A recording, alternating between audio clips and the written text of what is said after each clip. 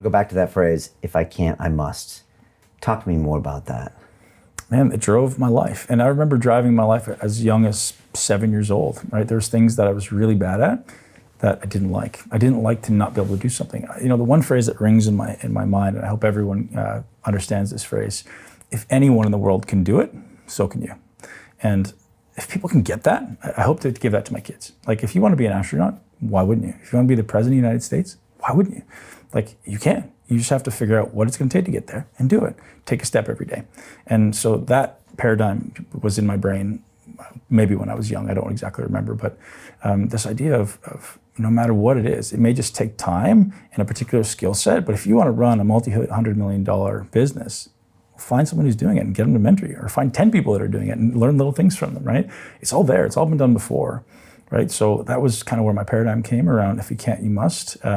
You know, when I was 15 years old, starting into my exercise journey, I remember sitting on the couch and not wanting to go to the gym, and it flipped in my brain. I was like, the harder this is, the stronger I become. So the more I feel this pull to stay home, the more I go. I was 15 years old and it was freezing cold in Canada, you know, grew up in Toronto, and I go out running at 5 in the morning, and people go, why do you do that?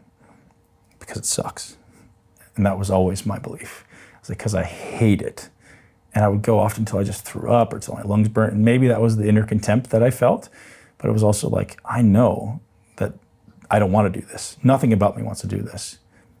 So I do it, right? And that may be what allowed me to build that mentality to overcome all of those obstacles that occurred during my bodybuilding career, right? And man, there was endless obstacles. There was a lot of deterrence. There was a lot of negative mindset.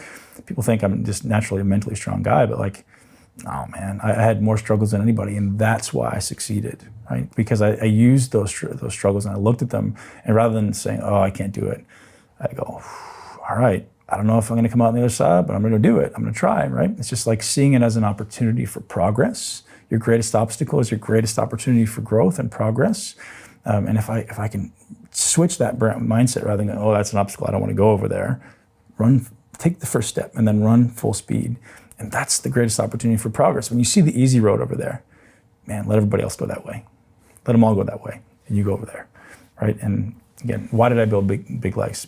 Or some people say some of the best legs in all time, because nobody else did it. You know, I have so much respect for the guys who build the amount of muscle I did, because it's not easy, man. It's not, you get it, like it's not easy. And the amount of struggle I went through, and like I had such an obsession because I sucked at it. You know, it's funny that, you know, I was told I'd never be a professional bodybuilder because I had small legs and narrow shoulders. And if you ever want to look at a picture of my bodybuilding career, I had the biggest legs on stage by far and the widest shoulders by far, because somebody said that to me and I was like, okay, thank you. Like, right? I'm not gonna get mad at you. I'm not gonna take it in and go, oh, I don't, he was mean to me. Thank you. Fuel. Yeah, no means not yet. And there's a great book called The Obstacle is the Way by Ryan Holiday. Ryan Holiday, I love it. I've had him on a couple of times. And yeah, it's a great, I always go back to that a lot and just think that's, you know, sometimes you're like, why am I doing this? And then it's like, oh yeah, that's why. It's a good thing to meditate on. Yes.